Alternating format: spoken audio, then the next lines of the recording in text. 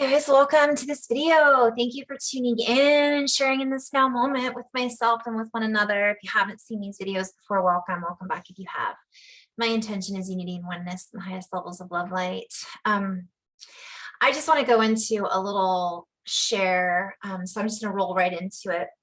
I just did a little energy update, and I wanted to just kind of talk about the grids a little bit, grid work and healing modalities. I should probably do this in two separate videos because they're both really extensive and I could go into many different places with these videos, but I'll start with a little bit of what I see with the new grids and how I view things energetically. So I'll start with that. And really my intention with sharing in this particular message is my guides over and over again are basically look at things from all perspectives. We're in this new space of being invited to let go of the old, letting go of the old paradigms, the old rules, the old ideas and concepts and ideologies that many of us were indoctrinated into from one perspective, but also that many of us used as a beautiful tool to get where we are now. And so we're being invited to recognize that many of us have moved beyond what it was that we may have found useful 10 years ago, 5 years ago, 5 months ago, while others may still find those tools useful and expansive. And so those of us that are recognizing that those tools are no longer relevant for our expansion in some ways, we're also being invited to see things from a different perspective and recognize that for some people, they are still useful. So a lot of this is about us moving out of the need to dictate how someone else sees things, how someone else uses their own technology, and so on and so forth.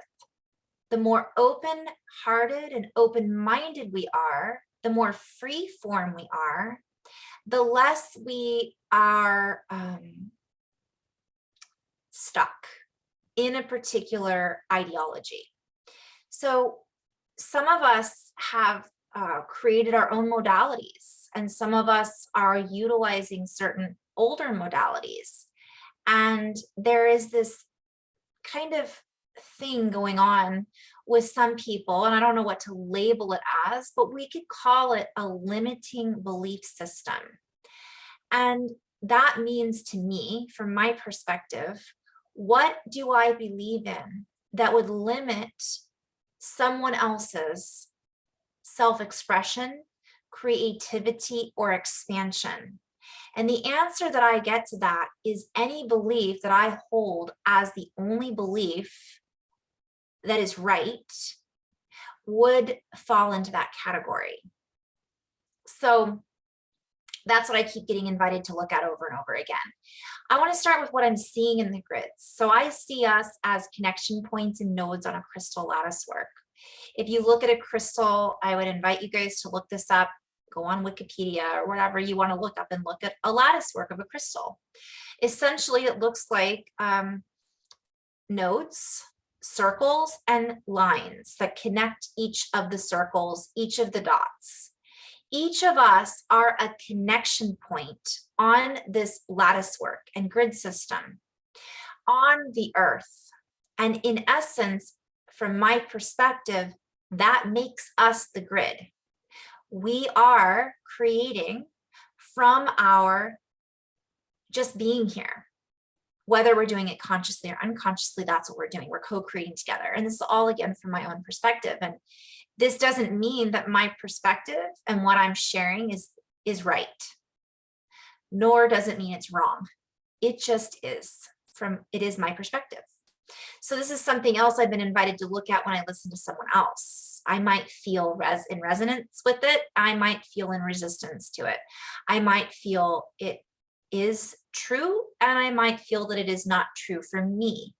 I want to weave that in with this because, again, that is based upon my system, And even though we are all part of the one, we are all part of source system, we are individual and unique synapses in this body that fire and respond in different ways in order to balance out the entirety of the all.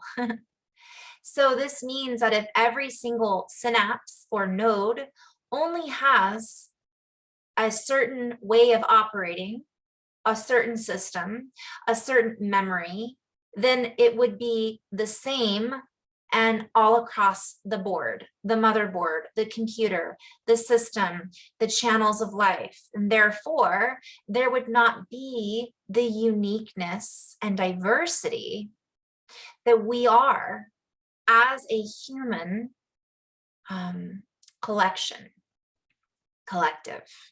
We are a collection of unique and diverse pieces of the whole. And we are not meant to necessarily only look, act, remember, create from, express in a particular way, period. That's all I wanted to share with that. That's what I keep being shown over and over again. So while we each bring to the table a tool, a set, certain vocabulary, certain diagnostics, certain ways in which we can assist the entire operations, it doesn't mean that my way or my teachings are the 100% only way and the truth of it all, as are no one's teachings from another perspective, because we are no one thing. We are many in this unification of interaction and experiential, vibrational creativity in diversity. I could go on. And I'm not going to go into, well, right, wrong, high vibe, low vibe. That's not what I'm referring to. I'm referring to now the grids and the healing modalities. We'll start with the grids. So I see us as these nodes and these, what I keep hearing are convection points. I guess I could look that up in just a moment. Connection points and convection points. So I'm going into flow. When I see convection points, I see, okay, I'm going to pause. Okay, so I'll share this in just a moment. But I see us as not necessarily coming together, all mushed up against each other in one molecule. I see us as separate molecules that are still all connected to source as resources for the source and resourced by the source through the source. So we all have different sources of connection points. We have different memories in our DNA. We each have a unique and individual signature. And each of us brings that unique and individual fingerprint or signature to the entire node network. So if we apply that to the grid system from a perspective of what does a grid look like, to me, it looks like the lattice work on a crystal, and I might show that in just a moment. We are the grid system. There are ley lines within the earth. And over the years, as grid workers, which many of us are, and many of us have been, and we all are in essence now, from one perspective, there was a system in which grid workers and those unique individuals that worked with the ley lines, the dragon lines, so on and so forth, did their work. Sometimes it was done through movements and dance, sacred geometry, encoding crystals with certain, I'm hearing commands, or we could call it, I could go into so many different areas here, that were then implanted with that memory of that intention, that coding into the earth, and that was then embedded with that soul signature frequency through the grid worker that then connected to the earth in order to embed and hold that frequency to then code into Mother Earth. we would issue like a command on a computer. But most grid workers, from my perspective, it's not that we're trying to tell the earth what to do. Yet we are remembering how we can assist Mother Earth Gaia in clearing and integrating and creating what some might refer to as healing, integration, clearing out distortions, allowing energy that was stuck to move on and move out, so on and so forth. And I could go on and on. To activate certain areas of the earth that may have been dormant, because it was that human interaction as a connection point that then connects with the living grid of Gaia, Earth, so on and so forth. And I'm really giving a basic interpretation of what this looks like. There are grid workers out there that can give so many more details than I can. I'm just really trying to be as open as possible. And that's the message that I keep getting from my guides. It's no longer done necessarily in the same way that it had to have been done before. We have shifted, and that's not to say that doing it in the same way isn't still valuable and isn't still needed, because it is. And so many of us are being called and being invited to connect with the earth and to share our codes with Mother Earth in such a way that it helps to stabilize the frequency. So I'm going to go back to what I've been shown. And I've been shown several different variations. The easiest way that I was shown from one perspective is there was this energy coming down, okay, and an energy coming up. And again, multidimensional. This isn't the only, or I could go into so many different areas. This is just one example of what I was shown. So we had this overlay coming down, and we had this other energy coming up. And here we are in the center, right? And I was going to draw on my whiteboard, but I'm just going to play here. And there, we are holding a certain frequency as that connection point, that node. And essentially we're vibrating, drawing to us this, we'll just say, light grid. And in essence, and this is just one version, there's so much more to it, but we are then expanding and reaching up and reaching down to gather and draw into us these grids. And then from what I was shown was we're integrating those frequencies and energies and commingling and weaving with these energies of, let's say, tendrils, filaments of light. These filaments of light are essentially the fabric from one perspective. There's also other, we could call it information, we could call it the foundation, the architecture of a particular reality. And so these frequencies or tendrils or filaments are then interweaving as light filaments, and we are then physically embodying the grid. As we physically embody the grid, what I was shown is, if you guys have ever seen one of those big bubbles that's blown, and you see the bubbles that go through the air, and it's that iridescent, right? That iridescent top of the bubble when the sunlight hits it. I'm not just talking about the shape of a bubble, because they can be different shapes. If you've ever looked, of course, it's connected. But we then are creating this membrane.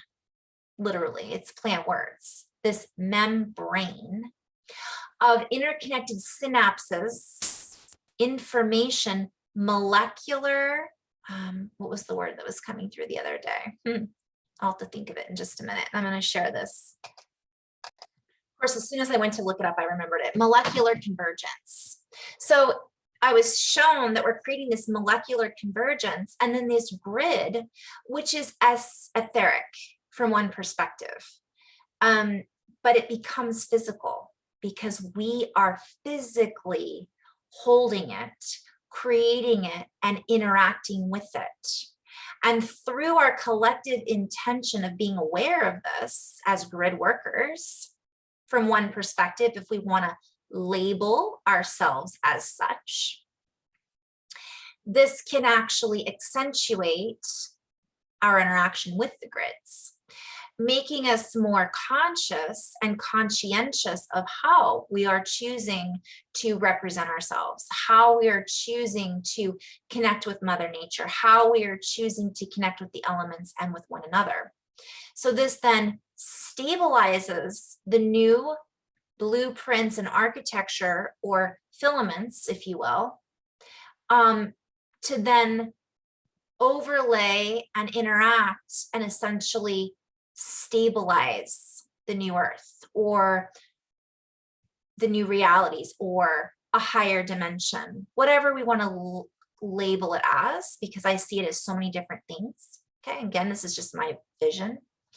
And so then this luminescence, this bubble membrane, then is anchored as waypoints in our physical human form. And then it interacts like the synapses on a brain. And we begin to become this united force of energy from one perspective, this electricity and magnetism, and we combine our own unique individual soul blueprint, signature frequency, that then offers a feedback to all of the other star seed points, etc., etc., etc. And it becomes beautiful. Essentially, it already is beautiful, but that's just a visualization of what I'm shown. It's absolutely gorgeous. And my friend Candace and Jess and I have used this example of, have you guys ever seen the mutants, not Teenage Mutant Ninja Turtles, that's a good one too, but the X-Men. And if you watch, I can't remember which X-Men it is, but Xavier puts on that cap and there's a name for it. It's like the cerebral whatever. And he can locate all of the mutants out there. That's kind of what it looks like, except it's not quite like that. It's more solidified because we are solidifying it. Okay, this will shift, it changes, it moves. It is an architecture that's a living, breathing architecture and library, because each of us holds different memories, codes, and back what I said at the beginning of this video, signatures that then interact with each other in a unique and individual expression. And this then creates, even though we're coming into this oneness, it creates this unique ability to really be multidimensional in physical form. So that's just what I wanted to share. So another thing I wanted to share is we may be called to work with the earth when we haven't been before, or a different way. So my version of how I work with earth, although I have planted crystals in certain locations and I've gone and connected with the elementals, I've cleared out certain energies that were stuck in certain trees or hiding out in certain trees. I've invited them to leave and return to source, or to where they will be more expansive, right? It's more now of us sharing our soul signature frequency with the earth and with one another.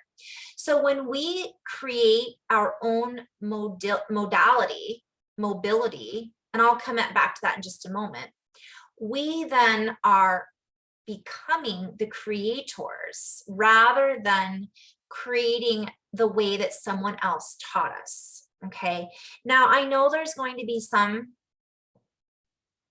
old school light workers out there, which is fine, that they're going to keep doing things the way they do them. And that's awesome.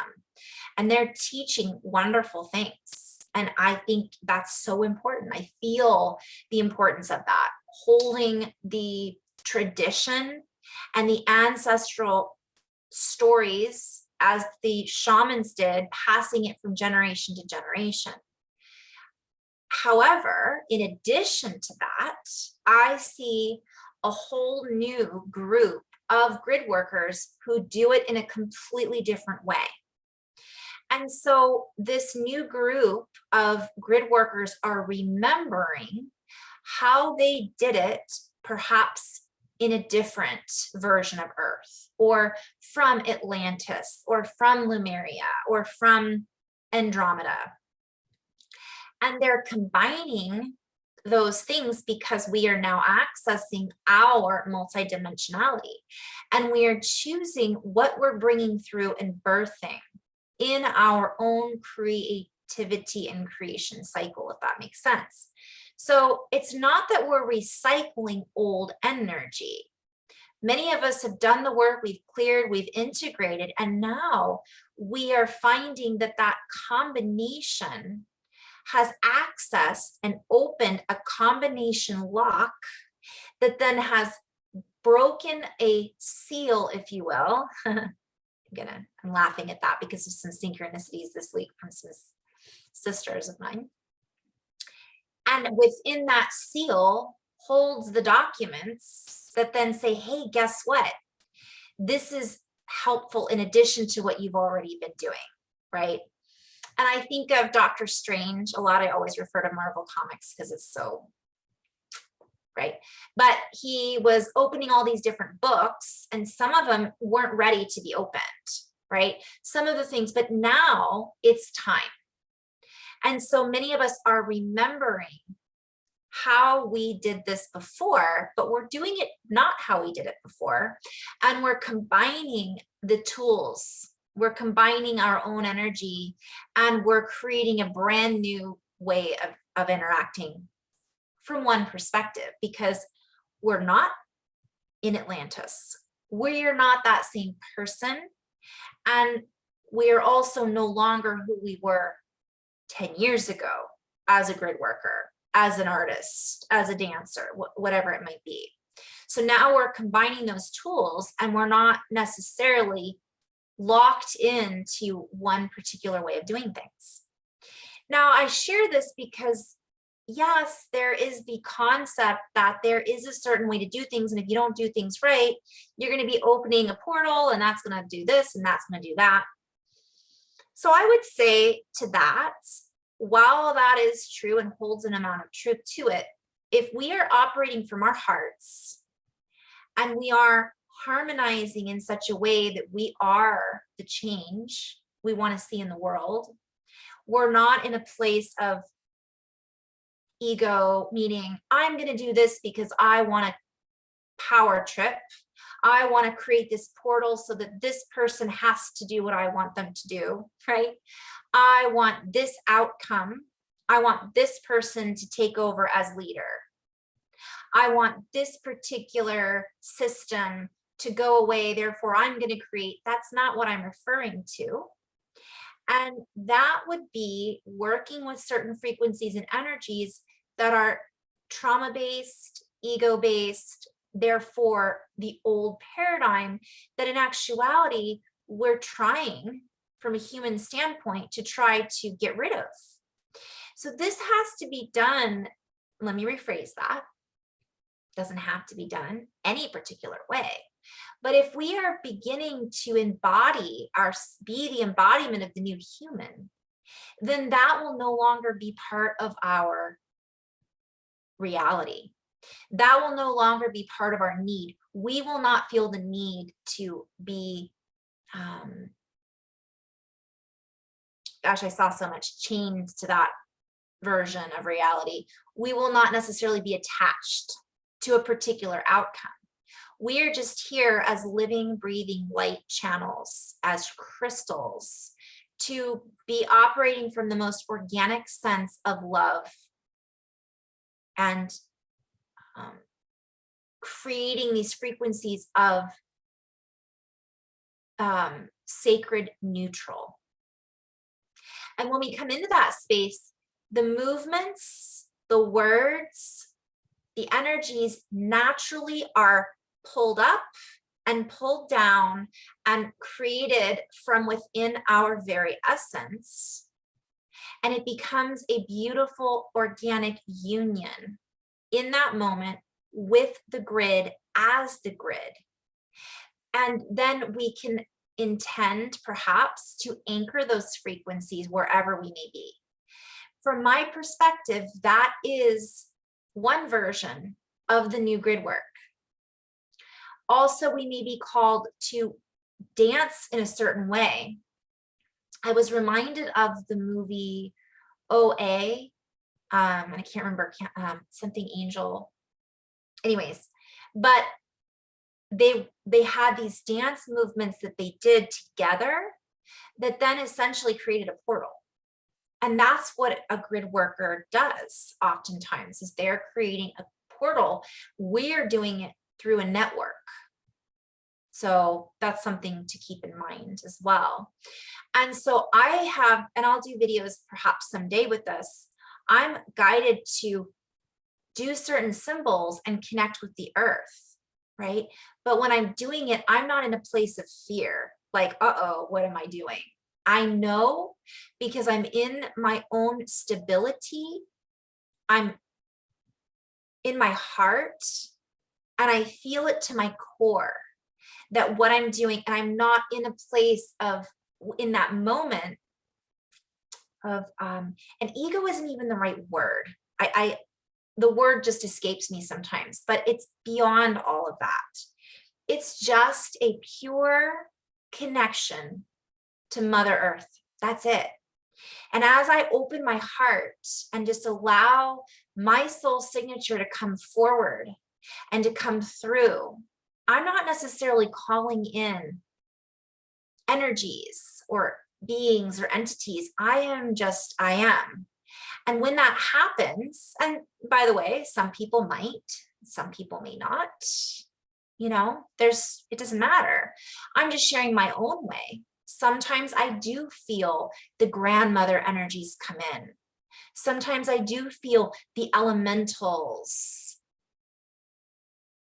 bringing themselves more forward, you know, and other beings who want to be a part of this, who aren't necessarily in physical form, but they are experiencing it through our experience, because that's how multidimensional we are, if that makes sense. So that's something I may be feeling. And I have these movements that come through, these sounds that come through. And that's my form of interacting with the grids. Somebody else may be called to do something different. So I just wanted to share that. The new variations of grid work. So healing modalities, I'm moving into that. So this is part 2 of 1. Is the same. I see it as the same way. There is this idea. So there's 2 ways. There's so many ways of looking at this. One idea is that, for example, I'm going to use, well, I'm not even going to label anything right now, because you guys all have your own things. Some of you do healing through art. Some of you may be a therapist and it's through talking about it. Some of it's using vibration through sound bowls or music. For some people, it's Reiki. For other people, it might be transcendental meditation. For some, it's astral projecting. For others, it's working with the galactics and channeling. For some, it is utilizing the gene keys. I literally could say an hour long. Whatever modality or label that we all have in our own toolbox is beautiful and useful. There's this idea that we are moving into this new frequency or new earth, and none of that needs to come with us. And from one perspective, that's true, because we're already there. if we're going to look at time and future and past and all that. So from one perspective, I feel like I should do this on a separate video. Should I? Maybe I should, because then it's a really long video. So no, I'll just say it's part 1 and part 2 because I'm in flow. And so, yeah, for some of us, it's time to put away the Legos and pull out the quantum healing devices, right? But from another perspective, that would be untrue for some of us, because we are each creating, again, think of those nodes, and I'm being guided to go back to convex points. And before I continue, let me turn this light down a little bit. I've got this ring light and it's just a little bit too bright right now. The light keeps changing. So symbolic. Okay, so I'm just going to share screen briefly. And we're going to go into convection. So I said convection nodes, right? Is a single or multi-phase fluid flow that occurs spontaneously due to the combined effects of material property, heterogeneity, and I'm not sure if I said that right, and body forces on a fluid, most commonly density and gravity. I love that. See, buoyancy. Okay, that's so funny. So remember I said earlier, I felt like we were rising up to meet this grid, but at the same time, we're pulling it down. And I said it depends on our temperature. Oh, my previous video, I said I used the word temperature, and now I see why. I did that earlier today. When the cause of the convection is unspecified, convection due to the effects of thermal expansion and buoyancy can be assumed. Convection may also take place in soft solids or mixtures where particles can flow. But what did I just hit there that wanted to come up? Body force acts through the volume of a body. Forces due to gravity, electric fields, and magnetic fields are examples of body forces. Well, there we go. Body forces contrast with contact forces or surface forces, which are exerted to the surface of an object. Thermal expansion. Oh my goodness, I'm just seeing this. Poof, I just went poof here. So if you look at this, this is kind of what I see in general. So this is convection in the Earth's mantle. Convection flow may be transient when a process variable or variables have changed. Okay, here we go. Boom. All right. When a process variable, and I see that as how we process things, or a variable that affects the process, right, have been changed, and the system has not yet reached a steady state. I said earlier that we are the grid, and we haven't. We're embodying it, and we are shifting and changing. Therefore, it isn't always anchored and locked in, right? The time taken for the circuit to change from one steady state to another steady state is called the transient time. So I'm seeing why I was guided to say convection point. So this is us, you guys. Oh,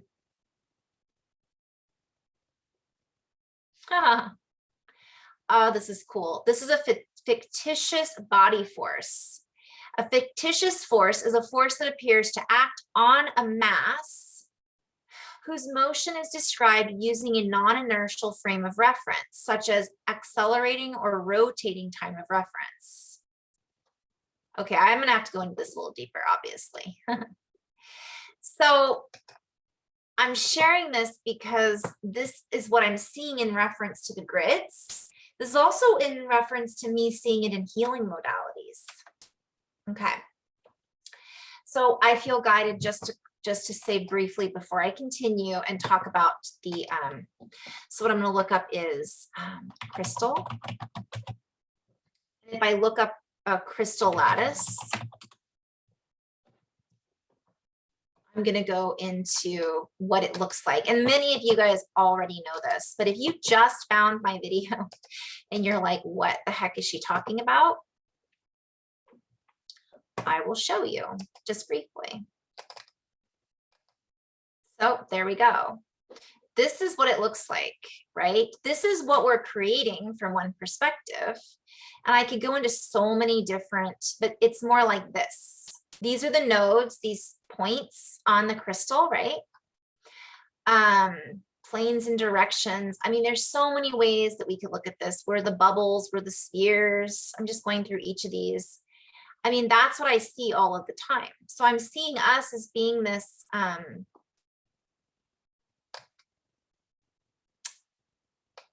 this is what we are, okay? Symmetry operations, point groups, this is 3 dimensions, so to speak. And oh my goodness, I could go into so many different things, but look at that. Here we are. Each of these, I mean, anyways, my brain just went poof. Okay. So we're essentially the convection points, the connection points. We're making these connections with each other and we're creating this space. And within this space, obviously, we are heating up. Okay, think of it as a spindle fire, P-H-I-R-E. Think of it as sapphire. We're going from, oh boy, I just went into another flow, but we're going into a crystalline space within our own body. And we're also connecting into these other frequencies through these other reference points. But we are a multi-phase fluid flow. So we are becoming more fluid. So the more we interact with each other in that way, and we're not saying you can only do grid work this way, it's the only way. You are only allowed to heal and use this modality. And then I'm going to roll into that and I'll come back to this.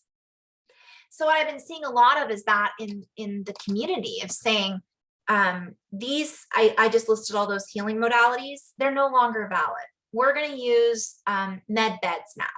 So the med beds are now the way to go. All that other stuff is attached to ego and human form. And I would say from one perspective, that could be very useful. And I think that they can be very valuable as tools.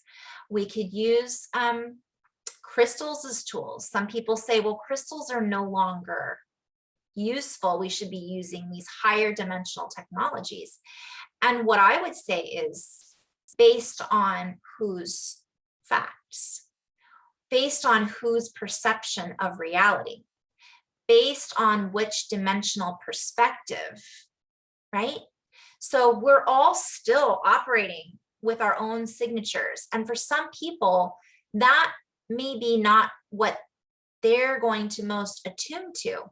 Somebody else may feel more in tune with a crystal that comes from deep inside of the earth, that is organic, that holds a certain frequency, that the healer, or and I want to talk about that briefly too, because from my perspective, all of us are healers and all of us are healed because we're multidimensional beings, and there's so many different variations I could go into. We are all interacting with the grids, whether we're doing it consciously or not. Some people are completely disconnected from that. And I will say that they have chosen to disconnect entirely. So that's not obviously who I'm speaking about, right? They're not interacting with the grids. They're not interacting with their bodies. They're completely, that's not what this video is about. But for those of us who work with a certain modality in order to offer a certain frequency or vibration that may assist another human in further exploration of their own gifts, abilities, creations, human technology, and expansion, that's what I'm referring to. And so being that we are using modalities to create expansion, remembering, integration, all of those things are what we would put in a label of healing. Yet this is something that's always happening, right? From my perspective, we're always integrating, we're always expanding, we're always finding new ways to create, we're always remembering more of ourselves. Therefore, whatever is most useful for us in this now moment to create all of those things or to feel into that deeper expression is valuable and therefore still useful. according to our own unique individual expression. So for some, Reiki is still extremely valuable. Is it necessarily as miraculous as, let's say, a med bed or thermographic, whatever? I mean, I'm just saying, well, theoretically, from a science-based perspective, no. But what if the person offering that service has this innate ability within their soul signature frequency that is so quantum and so advanced and so connected to source and in that heart-based frequency, and I would say so expansive that when they utilize that particular modality, it then activates and opens so much more beyond that particular modality that that person has a miraculous healing experience, and it becomes this organic connection through human to human contact that that person needed in order to experience this miraculous healing. Could that be more valuable than just sitting in a higher piece of technology to just heal? Because of that human experience, absolutely, from my perspective. And so that's something I felt really passionate about and sharing, because for many of us, we're remembering a higher dimensional way of healing. Some of this involves inorganic technology, the combination of both. Yet a lot of this is highly organic, deeply connected to Mother Earth, deeply connected to the grids, the organic grids, deeply connected to color and sound, that some of the technology may not be able to offer, or may be able to offer, depending on the technology and who is offering it. So if you go to someone, let's say with Therify, I'm a big proponent of Therify, fractal field. I talk about Dan Winter constantly. So I invite you to check out his page. I have a friend who has a successful, she recommended it to someone, and they had, I can't remember what was going on, but they were in serious pain. They went and did the Therify, and they're miraculously pain-free.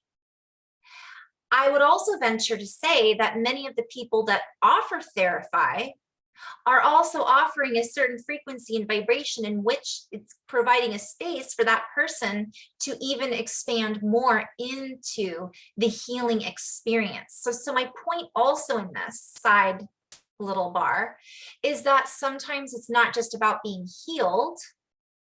It's sometimes about the experience and the process of going through that journey. And that's where you cannot replace human interaction with a machine all of the time, if that makes sense. That's the message I keep getting from my guides. So therefore, we are being invited to go back to this recognition that we are all different and we're all shifting. And the less we put a label on what is or is not the right way in which we find our expression and expansion, the easier of a transition this is for everyone. Because many of us will fall back into that habit pattern of labeling and limiting by projecting our beliefs, which may or may not be distorted, based on our own ego or experiences. Even if our beliefs are genuine and undistorted, and we truly believe in something from our heart, that does not necessarily make it the right way for everyone. For we are all different angles, if you will, angels in human form, angling, sharing our soul signature frequencies and patterns with each other in a unique way. So therefore, how can we limit a unique expression to one modality, to one tool? And therefore, when we put down someone else's modality, okay, it is limiting us from another perspective.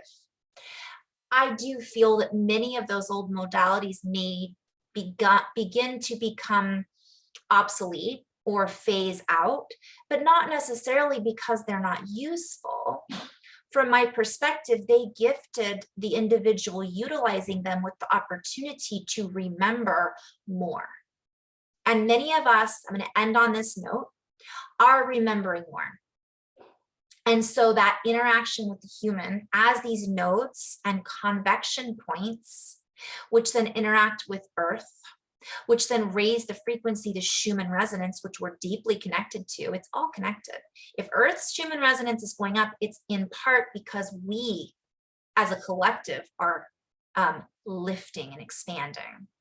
And we are creating that inner fire, that spire, inspiring one another to increase that frequency and connection and how we connect with one another. Okay, I'm going to end on that note. In love and light, guys. Thank you so much for tuning in. And I'd love to chat more on this, and maybe eventually I will. Namaste.